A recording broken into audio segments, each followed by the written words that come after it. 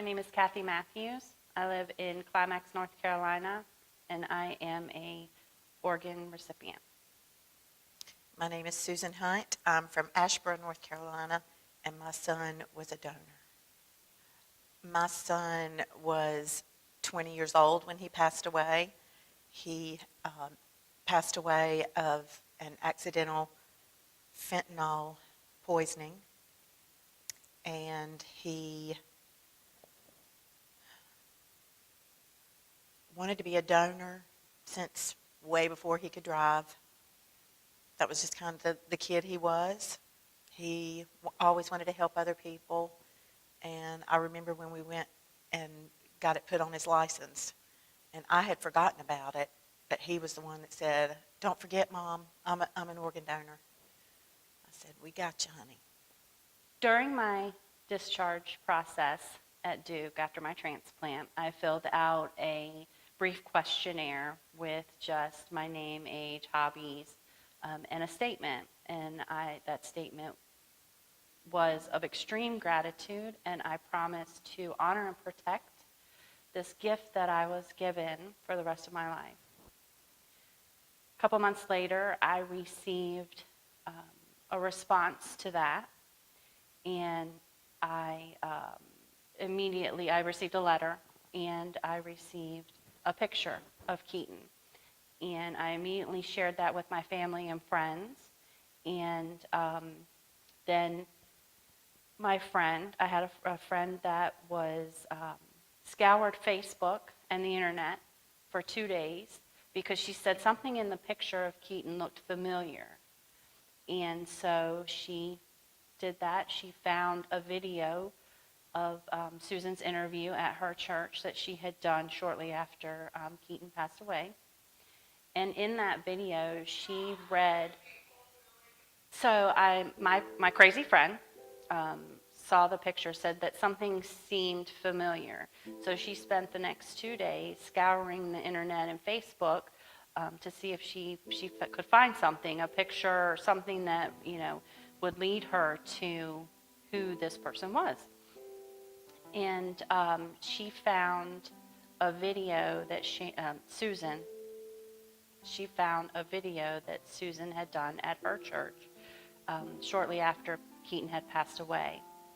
And in that video was Susan reading my note word for word, and we just could not believe our eyes and ears that we had really thought that we had really found, the donor and his family. And so then we found Susan on Facebook, and I sent her a private message and just said, I don't know if this is appropriate or not, but I think I received your son's liver and kidney.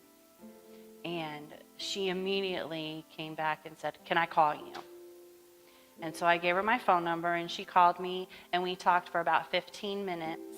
And I don't really remember what we said.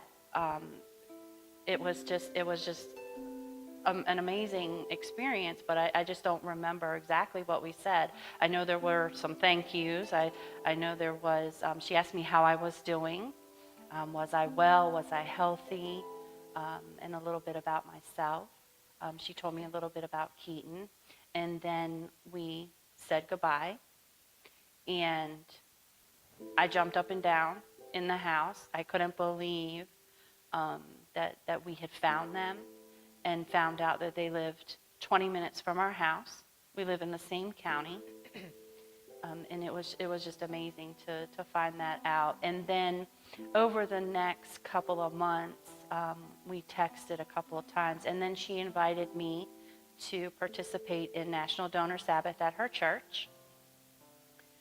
I just remember that I was sitting in the same chair that I was sitting in when I got the call about Keaton's overdose.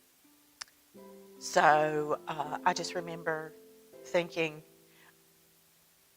I was shocked. I about fell out of that chair because I was absolutely shocked, because it's really not supposed to work that way, and I thought, how in the world is this happening?